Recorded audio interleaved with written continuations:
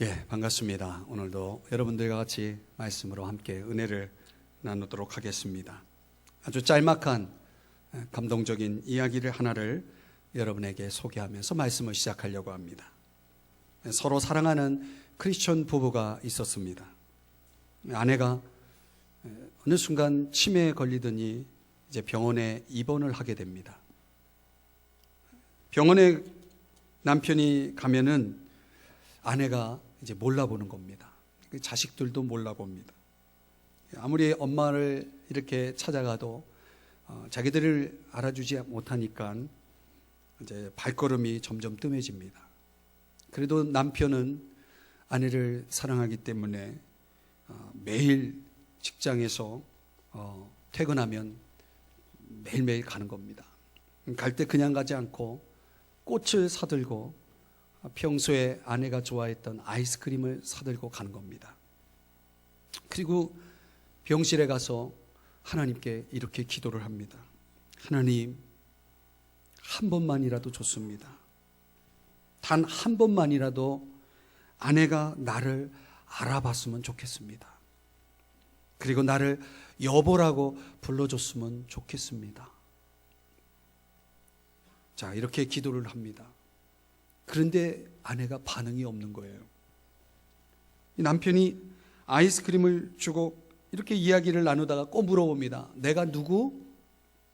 그러면 아내가 아이스크림 갖다 주는 좋은 아저씨, 이렇게 이야기를 하는 겁니다. 얼마나 남편이 속상하고 안타깝습니까? 그러다가 어느 날 남편이 기도가 바뀌었습니다. 이렇게 이제 기도를 하는 겁니다. 하나님, 아내가 나를 몰라봐도 괜찮습니다. 한 번만이라도 나를 사랑한다는 말을 들어봤으면 좋겠습니다. 이렇게 기도를 바꾼 거예요. 그러던 어느 날 남편이 변함없이 병원에 가면서 두 가지를 가져갑니다. 뭘 가져가요? 꽃하고 아이스크림밖에 생각 안 나죠. 꽃하고 아이스크림을 이제 사가지고 가는 겁니다. 그리고 이제 이런저런 얘기를 나누다가 이제 물었어요. 내가 누구? 그랬더니 아내가 뜻밖에도 이렇게 대답하는 겁니다. 당신은 나의 새로운 사랑이에요. 남편이 너무 감격해가지고 기도 응답을 받은 거 아닙니까? 너무 감격해가지고 눈물을 흘리면서 이렇게 말했다고 합니다. 나에게도 당신은 새로운 사랑이에요. 그래서 이 부부는 새로운 사랑을 시작했다는 거 아니겠습니까? 그리고 이 글의 결론은 이렇게 끝을 맺습니다. 나는 오늘도 아이스크림을 들고 나의 새로운 사랑을 찾아간다. 아이스크림을 들고 새로운 사랑을 찾아가는 이 한 남자의 이야기를 여러분 어떻게 들으셨습니까? 평소에 말이죠. 우리가 이런 사랑을 가지고 살아갈 수 있다면, 또 이런 사랑 안에서 우리가 살아갈 수 있다면 얼마나 행복한 일입니까? 인생을 살아가면서 저와 여러분이 부딪히는 수많은 문제, 위기가 있지 않습니까? 풍랑이 있지 않습니까? 그런 것들을 이런 사랑 없이 어떻게 우리가 헤쳐나갈 수 있겠다는 말입니까? 오늘 저와 여러분의 삶 속에 이런 사랑이 가득하기를 주의 이름으로 축복합니다. 그래서 제가 가만히 생각을 해보니까 이 이야기를 통해서 제 마음속에 드는 생각이, 인생의 여정 속에 내가 함께 사랑을 나눌 수 있는 사람이 내 곁에 있다는 게 얼마나 행복한 일인가. 안 그래요? 이런 행복감을 우리가 왜 모르고 살아갈까? 제가 어제 설거지하면서 그걸 깨달았어요. 너무 행복하다. 너무 감사하다. 본문을 한 주간 동안 묵상하면서 저희가 이제 로마서 16장에 왔습니다. 그 16장은 별거 없을 걸로 생각을 했는데 16장에서 제가 너무 은혜를 받았어요. 이 16장에 사람들 이야기가 이렇게 많이 나옵니다. 사람 이름이 많이 나와요. 이 바울의 여정 속에 함께했던 사람들의 목록입니다. 소위 말하는 바울의 동역자들. 이 본문에는 교회의 일꾼이다라고 하는 단어로 디아코노스라고 소개를 하고 있습니다. 이 16장을 묵상하는 가운데 저는 바울이 사람을 어떻게 생각하고 바라봤는가를 보여주는 바울의 소위 인간론을 묵상하게 되었습니다. 저는 오늘 이 말씀을 여러분들에게 나누면서 굉장히 행복해요. 제가 한 주간 깨닫고 이 말씀을 깨닫고 준비하면서 제가 은혜를 받았기 때문에 그래요. 분명히 여러분도 은혜를 받을 거예요. 바울이 사람을, 특별히 신자들을 어떻게 생각했는가, 그리고 그런 생각, 바울이 가지고 있는 인간론을 또 우리에게 적용해 보면 과연 우리는 살아가면서 나와 더불어 살아가는 사람들을 어떻게 생각하고 있는가, 그들을 어떻게 대하고 있는가를 보여주는 그런 물음에 대한 답을 우리에게 제시해 준다는 거죠. 세 가지 답을 오늘 본문 속에서 찾아보게 됩니다. 첫 번째는요, 바울은요, 사람을 주 안에 있는 자로 봤다는 것입니다. 서로를 주 안에 있는 자로 여기는 것, 이게 필요하다는 것입니다. 그럼 오늘 2절 말씀 우리가 같이 읽었죠? 어떻게 시작합니까? 너희는 주 안에서, 이 주 안에 이 단어를 강조하고 있습니다. 이 주 안에 있다는 것이 도대체 무슨 의미일까? 이게 굉장히 신학적으로 굉장히 중요한 주제입니다. 특별히 바울 서신에는 주 안에라는 단어를 사용할 때는, 이 어구를 사용할 때는 굉장히 중요한 의미를 내포하고 있는 것입니다. 간단하게 설명하면 세 가지 의미입니다. 첫 번째는 거듭났다는 의미입니다. 주 안에 있다는 것은 믿음으로 거듭났다는 것입니다. 우리가 죄인으로 살다가 예수 믿는 순간 성령이 우리 안에 들어오십니다. 예수님을 구주와 주님으로 믿을 때에, 예수님의 십자가 부활을 믿을 때에 내 안에 주님이 성령으로 들어오시는 거예요. 그 성령이 내 안에 들어온 사건을 가리켜서 우리는 뭐라고 얘기하냐면 born again, 거듭났다, 다시 태어났다, 한자로는 중생했다, 이렇게 말하는 것입니다. 예수님 믿는 사람들에게는 이런 다시 태어나는 그런 사건을 경험하는 것입니다. 고린도후서 5장 16절 17절에서 그래서 사도 바울은 이런 사람들을 볼 때 다시는 옛날처럼 보지 않겠다, 육신을 따라 알지 아니하노라. 그런즉 누구든지 그리스도 안에 있으면 새로운 피조물이라. 고린도후서 5장 16절 17절에서 그렇게 말씀하고 있는 것입니다.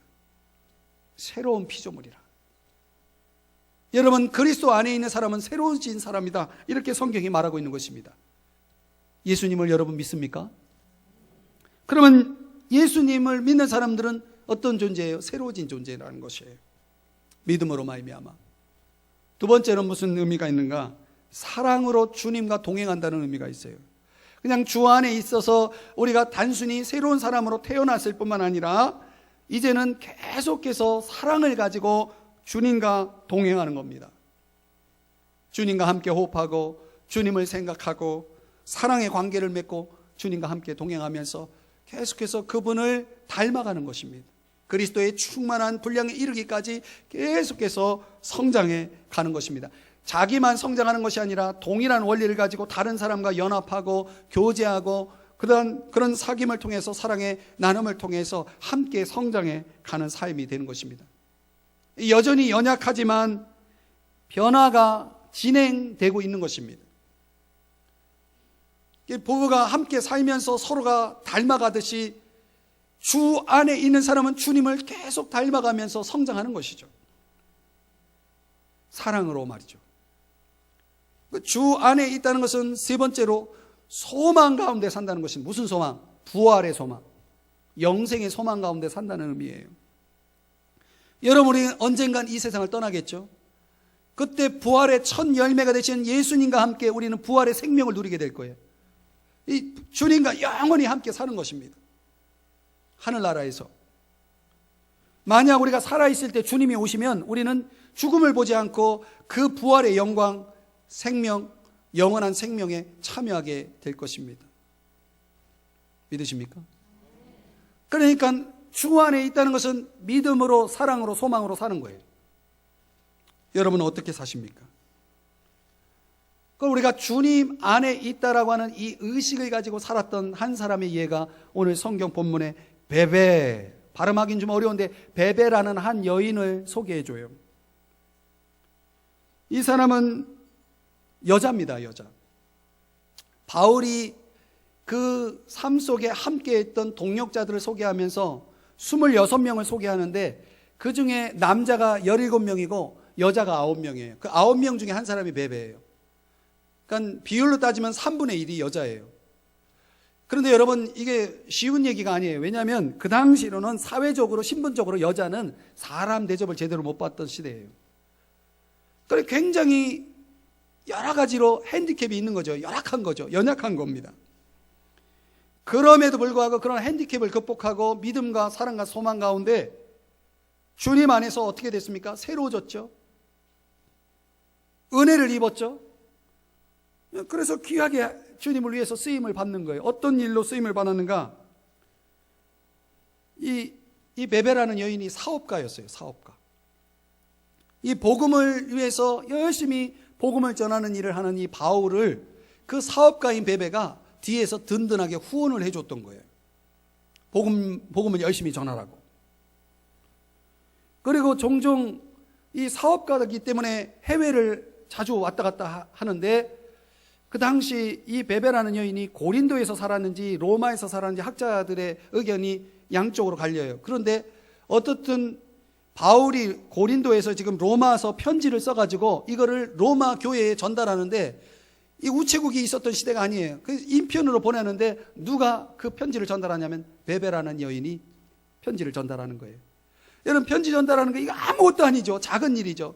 너무나 작은 일이에요. 아무것도 아닌 일인데 오늘 바울이 1절에서 16장 1절에서 뭐라고 얘기하냐면 내가 이 베베 자매 베베를 너에게 추천한다. 여러분, 사람을 아무나 추천합니까? 사람을 믿으니까 믿는 만큼 그 사람을 뭐예요? 추천하는 거예요. 얼마나 신실했으면 작은 일 하나도 정말 신실하게 감당했던 이 베베라는 여인을 추천하고 지지하고 있는 이 모습을 봅니다. 주님 안에 있다는 것은 믿음과 사랑과 소망을 가지고 사는 것인데 자신이 가지고 있는 약함들, 핸디캡도 극복할 수 있는 것이고 주 안에서 새로워져서 은혜 입은 주인으로서 하나님을 귀하게 이렇게 섬기고 또 성도를 섬기는 이런 베베의 모습, 이 얼마나 아름다운 것입니까? 우리는 다 베베와 같은 사람이 되어야 되는 거예요. 주 안에 있는 자이기 때문에 그렇습니다.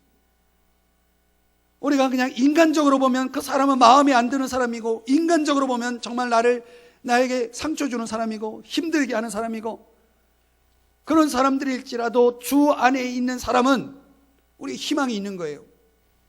주 안에서 새로워지고 여전히 새로워질 것이고 그리고 계속해서 하나님의 은혜가 임할 것이기 때문에 우리는 서로를 그렇게 주 안에 있는 자로 볼 수 있어야 하는 것입니다.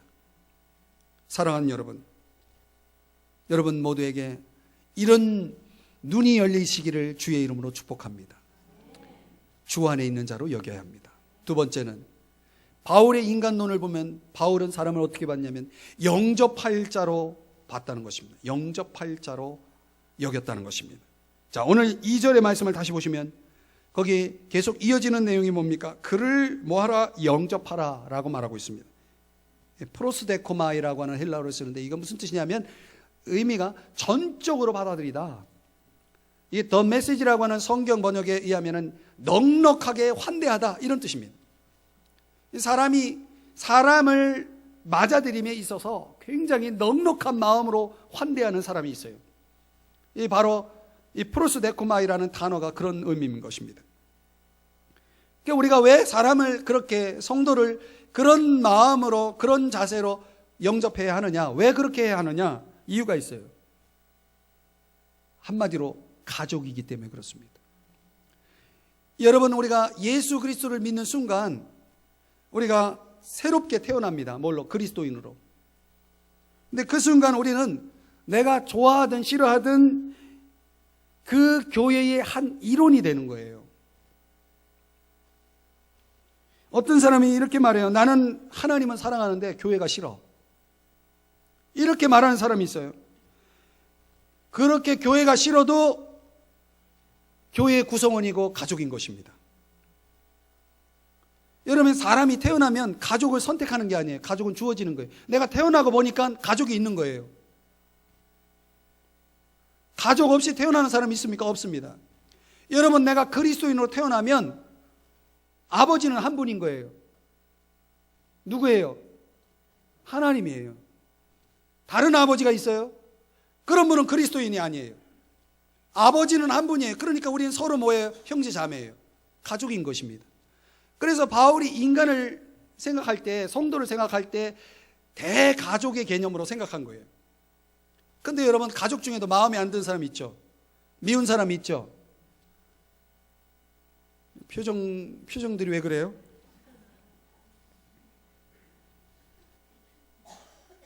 로버트 프로스트라고 하는 분이 이런 말을 했어요. 가족을 이렇게 정의했어요. 가족은 내가 가면 받아주지 않을 수 없는 것. 이게 가족이래요. 존 업다이크라고 하는 분은 더 리얼하게 표현을 했는데, 가족이란 단순히 좋고 싫고를 떠나서 무관심과 경쟁은 물론 증오조차 공존하는 한 세계에서 어떻게 사랑이 존재하는지 가르쳐주는 것. 이렇게 가족을 정의했습니다. 이 가족이라고 하는 이 구성원 속에는 뭐가 있어요? 좋고 싫음이 있어요. 무관심이 있고 증오가 있고 심지어 증오까지도 있어요. 심지어 형제 자매들끼리 경쟁까지 해요. 형 아우가 서로 경쟁하고 막 그러지 않습니까? 아주 피 터지게 싸우기도 하고 그렇습니다. 그래도 여러분, 그곳에 뭐가 또 있어요? 사랑이 있는 거예요, 여전히. 안 그래요? 이게 가족 아닙니까? 그러니까 우리가 믿는 사람들, 서로 성도들을 바라보면서 그런 마음으로 가족으로 영접해야 하는 그런 이유가 있는 것입니다. 그러면 가족으로 영접한다라고 할 때에 구체적으로 어떻게 영접해야 하느냐, 방법적인 내용을 오늘 본문에는 두 가지를 설명해 주겠습니다. 하나는 합당한 예절로, 예절을 갖추라는 얘기입니다. 그 예절을 갖추어서 사람을 영접한 예를 성경에서 창세기 18장에 보면 아브라함의 이야기 속에서 그려지고 있어요. 아브라함이요, 지나가는 나그네 세 사람을 자기 집으로 영접하는데 막 맨발로 달려나가가지고 그 사람들 앞에서 몸을 굽혀서 엎드려서 뭐라고 얘기하냐면 내 주여, 영어로는 my lord. 근데 거기에 소문자 lord를 쓰고 있어요. 그래서 학자들은 아브라함이 실제 지나가는 나그네를 주님으로 봤다라고 말하는 사람도 있고, 어떤 사람은 주님처럼 여겼다라고 그렇게 해석하는 두 가지 해석이 가능해요. 그래서 히브리 기자는 히브리서 13장에서 부지 중에 손님을 대접했는데 부지 중에 천사를 대접한 사람들의 이야기에 대해서 소개하고 있어요. 실제로 아브라함이 그런 경험을 한 것입니다. 이런 의미를 예수님도 말씀하시기를 마태복음 25장 40절에는 내 형제 중에 지극히 작은 자 하나에게 한 것이 곧 내게 한 것이다. 그러니까 지극히 작은 자와 주님을 동등하게 여겨서 그렇게 지금 설명하고 있어요. 사도 바울도 골로새서 3장 23절에는 무엇을 하든지 주께 하듯 하고 사람에게 하듯 하지 말라라고 말하고 있습니다. 그러니까 사람에게 하는 게 곧 주님에게 하는 것이다. 이런 공식이 지금 성경에서 말씀하고 있는 내용입니다. 근데 우리가 좀 더 신학적으로 보면은 왜 우리가 사람을 주님처럼 대해야 되느냐라고 할 때에 몇 가지 이유를 설명할 수 있어요, 신학적으로. 첫째는 사람에게는 하나님의 형상이 있기 때문에 그래요. 여러분, 어떤 아이를 보면서 그 아이를 대하는 게 그 아이 부모를 대하는 거예요. 이 굉장히 중요한 의미입니다. 그럼 우리가 사람을 대할 때 하나님의 형상을 가지고 있다는 것은 하나님을 닮았다는 것이고 하나님을 대하는 것과 같다. 또 하나님의 자녀라는 차원에서 그분의 아버지를 생각하고 그 자녀를 대하는 거예요. 세 번째는 성령이 그 속에 들어와 있다는 사실. 네 번째는 그리스도를 주님으로 믿고 있다는 사실. 다섯 번째는 무엇보다도 하나님이 그를 너무나 사랑하신다는 사실. 이런 신학적인 이유를 통해서 볼 때에 우리는 서로를 대할 때 어떻게 대해야 돼요? 주님처럼 대해야 되는 것입니다. 아멘. 여러분, 사람을 영접한다는 게요, 주님을 영접하는 거예요. 그럼 구체적으로 더 설명하면 오늘 그 영접의 내용은 그렇게 주님처럼 대하되 감정적인 그런 수용의 차원이 아니고 더 실제적인 차원이 있다는 사실을 오늘 본문에서 말씀해 주고 있어요. 2절을 다시 보세요.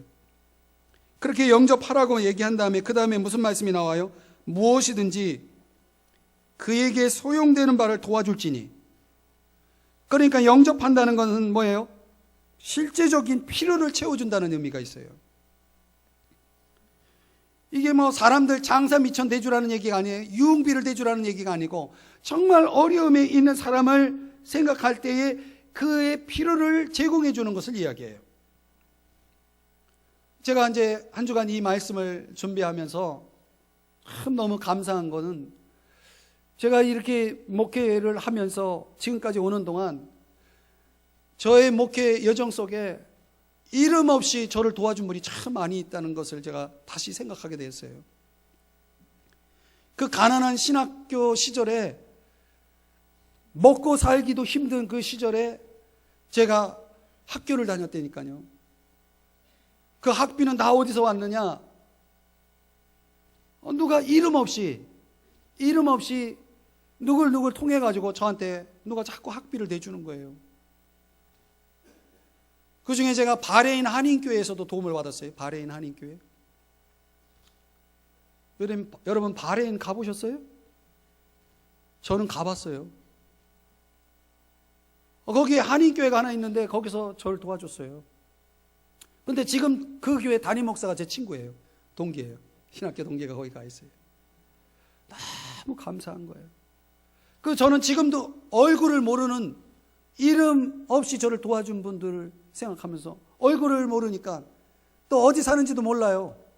얼마나 제 마음속에 그분에 대한 감사의 마음이 있는지 몰라요.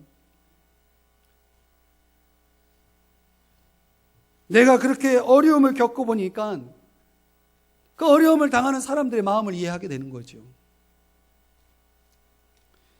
오늘 이 본문에 뭐라고 얘기냐면 소용되는 바를 도와줄지니, 이게 프라그마라고 하는 단어를 사용하고 있는데 베베라는 이 자매님이 바울이 어떤 소송의 문제에 걸려 있어요. 그래서 이 소송의 일 때문에 편지도 전달할 겸 그리고 이 소송의 문제를 대신 담당하기 위해서 지금 로마로 가고 있다는 그런 의미예요.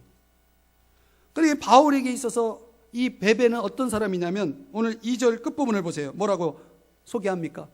그가 나의 보호자다. 여러분, 이런 표현은 아무에게나 쓰는 게 아닙니다.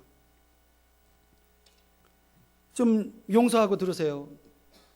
얼마 전에 있었던 일인데 최근에 한 선교사님이 저에게 긴급 문자를 보내왔어요. 긴급 이메일 편지를 보내왔어요.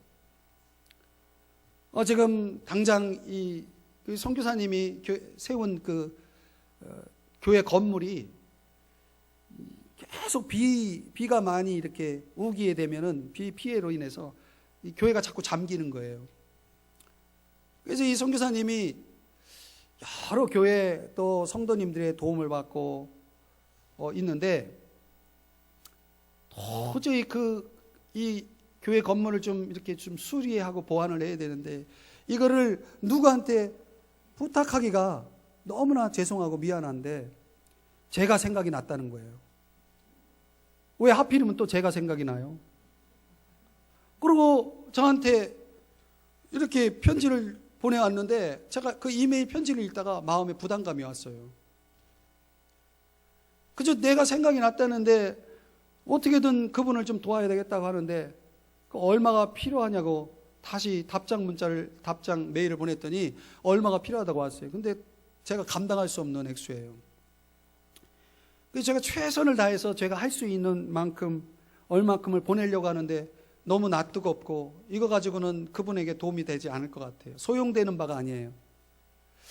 그러니까 기도하다가 이제 우연히 우리 교인 몇 분에게 제가 그냥 우연히 던졌어요.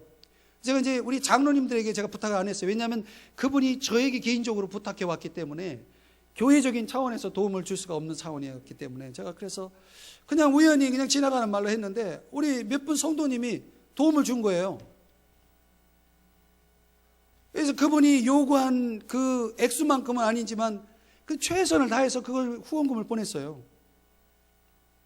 그랬더니 지난주에 편지가 왔어요. 제가 그 편지 읽어드릴게요. 목사님, 기도해 주셔서 업자들이 하는 공사는 잘 마무리됐습니다. 이제 제가 마음에 안 드는 부분은 보강 공사를 더하고 청소하고 영어 특별활동위에서 세팅하고 공간이 커져서 TV 중고로 좀 큰 거 하나 사고 에어컨 설치하고 하면 됩니다. 오늘은 성탄절 행사 달란트 시상을 준비하고 있습니다. 목사님 기도해 주셔서 일꾼들이 8시부터 와가지고 쉬지도 않고 열심히 일해 주었습니다. 태국에서는 이런 일이 기적 같은 일입니다. 전기공사와 몇 가지 일은 계약에 포함되지 않아서 제가 그냥 했습니다. 은혜 감사드립니다. 후원에 함께 동참해 주신 분들에게도 감사를 전해 주십시오. 뜻깊은 성탄과 복된 새해 되시기를 목사님의 삶과 사역과 가정과 교회에 큰 복을 주시기를 기도합니다. 감사합니다. 이런 이메일 편지가 올라왔어요. 그리고 사진까지 보내왔어요. 공사 다 이렇게 마쳤다. 그리고 이분이 얼마나 감사했는지 또 편지가 또 왔어요. 이 목사님과 도와주신 분을 위해서 제가 기도한다고. 너무 감사하다고. 작은 일을 했는데 그분에게는 소용되는 바예요.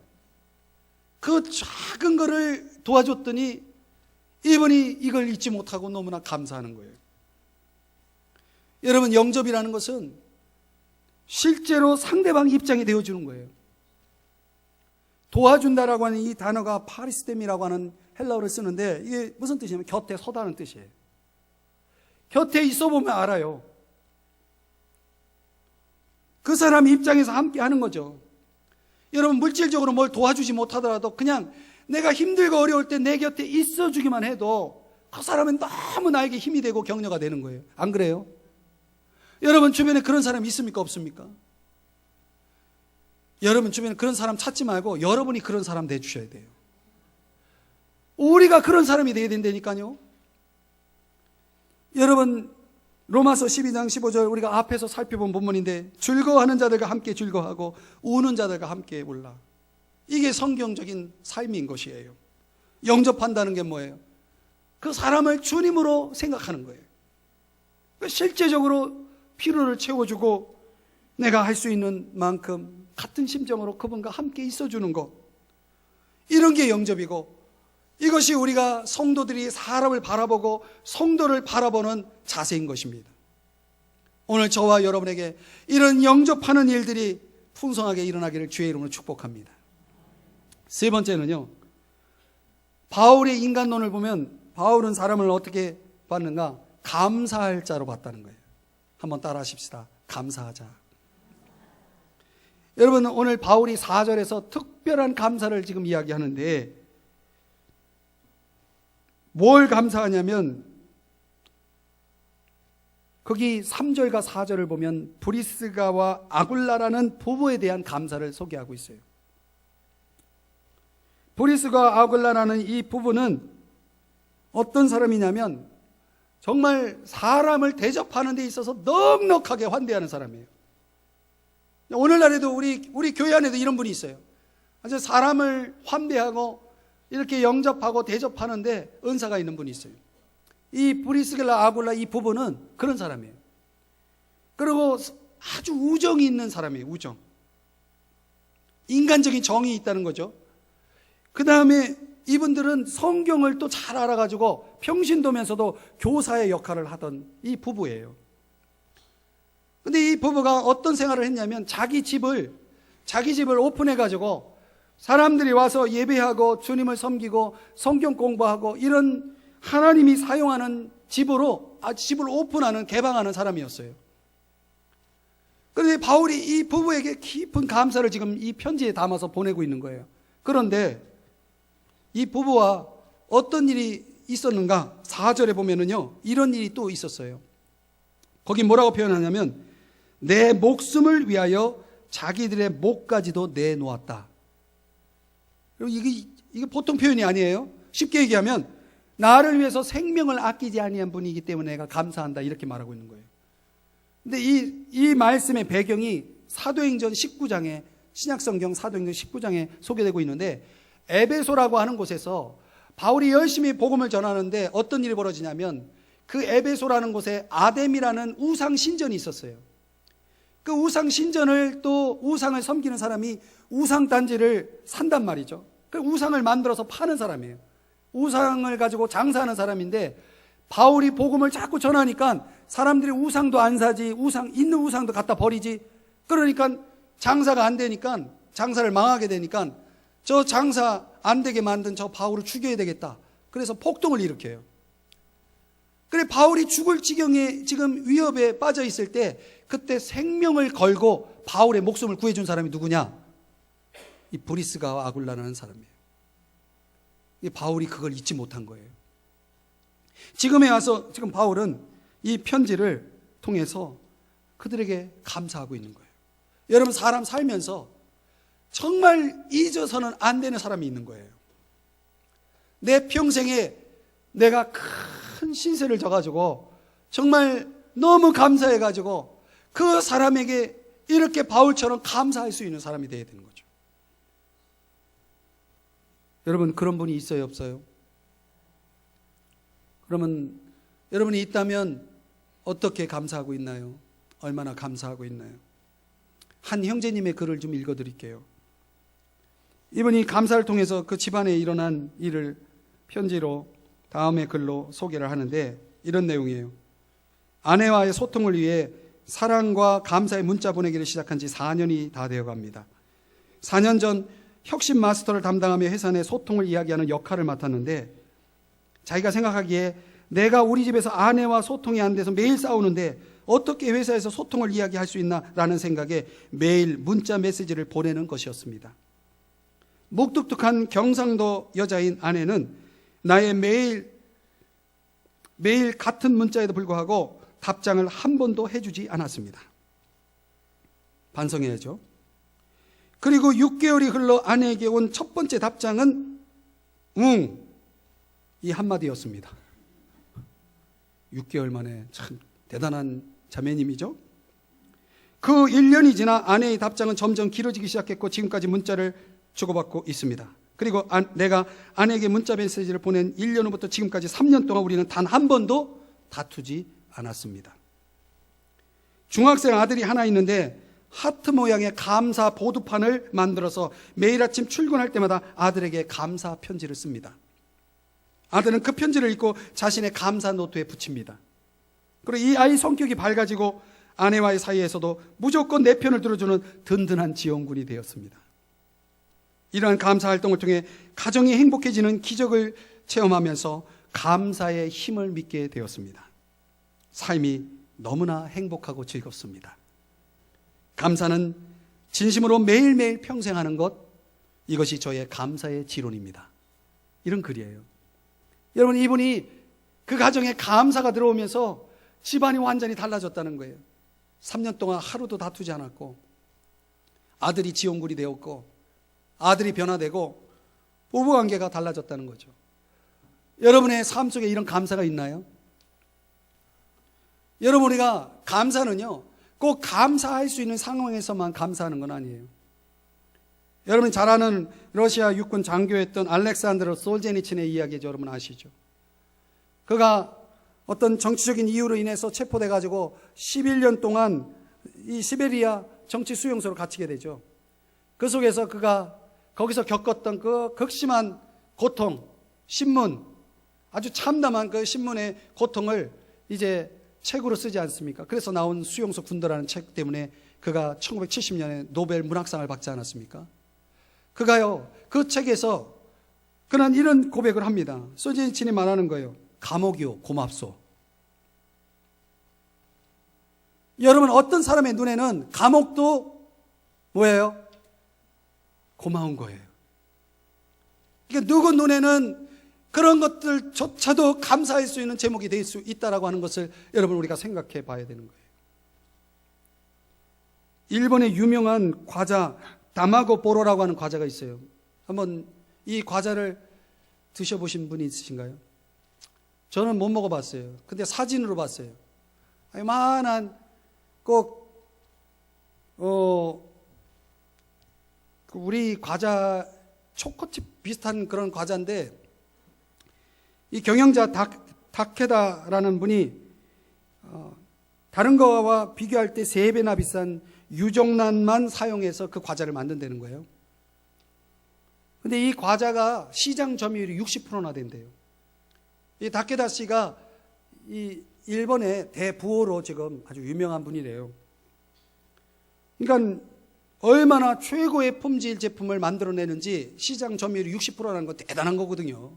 거의 독점이라고 말할 수 있는 거죠. 근데 이분의 전략이 뭐냐면 공장에서 직원들이 과자를 향해서 과자를 만들 때 감사합니다라고 말하게 하는 거래요.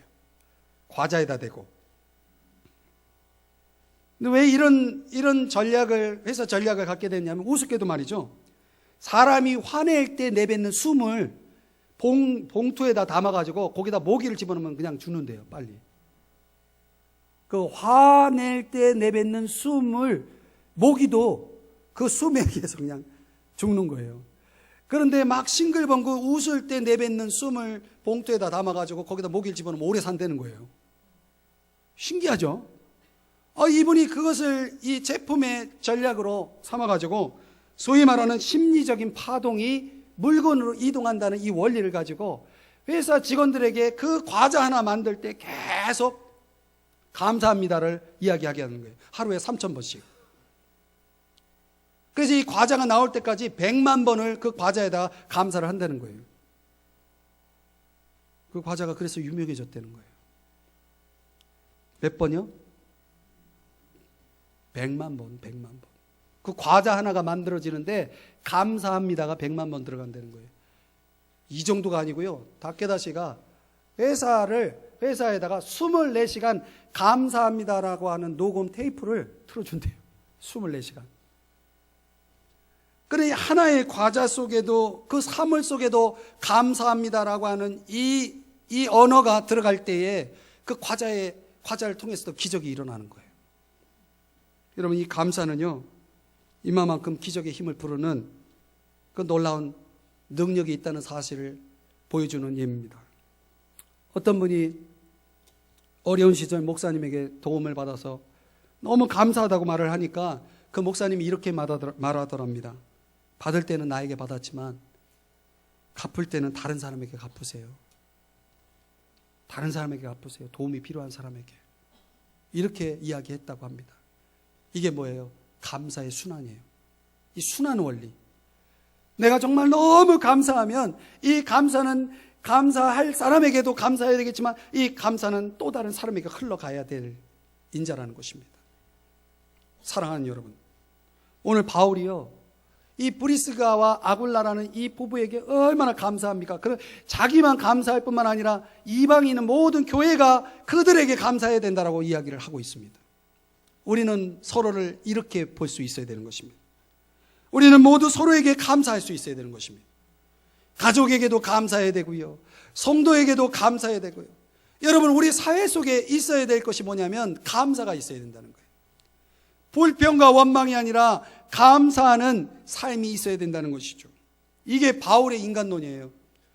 이 얼마나 놀라운 일입니까? 여러분 모두의 삶 속에 생각해 보면 다 감사할 일 아니겠습니까? 우리는 얼마나 이 사랑과 은혜에 빚진 삶을 살아가고 있는 것입니까? 그러니까 감사해야 되는 거예요. 오늘 무엇을 누구에게 감사해야 될지 여러분 생각하시고 오늘 이 말씀을 여러분의 삶에 적용했으면 좋겠습니다. 말씀을 정리합니다. 이 바울이 신자들을 어떻게 생각하고 대했는가? 이 바울의 인간론을 통해서 저와 여러분이 적용할 것은 그것이죠. 우리가 주 안에 있는 자로 생각해야 되는 거예요. 예수 믿고 거듭났고 새로워졌지만 아직도 새로워져야 될 사람, 아직도 변화가 필요한 사람, 주님을 위해 살아가는 우리의 동역자, 주 안에 있는 사람으로 생각할 수 있어야 되고 영접해야 된다. 넉넉하게 사람을 포용하고 사람을 밀어내고 사람과 사람 사이에 담을 쌓는 사람이 아니라 사람을 넉넉하게 포용할 수 있는 사람, 주님을 대하듯 할 수 있는 사람, 예절을 다해서 실제적으로 도움을 주면서 사람들을 영접할 수 있는 사람, 그리고 누구보다도 정말 감사하면서 함께하는 가족과 성도들에게 정말 감사할 수 있는 사람. 이것이 오늘 저와 여러분의 삶인 줄 믿습니다. 오늘 이 말씀 적용해서 누구를 어떻게 영접하고 누구에게 무엇을 감사해야 할지 한 주간 생각하면서 여러분 이 말씀 실천했으면 좋겠습니다. 기도하시겠습니다.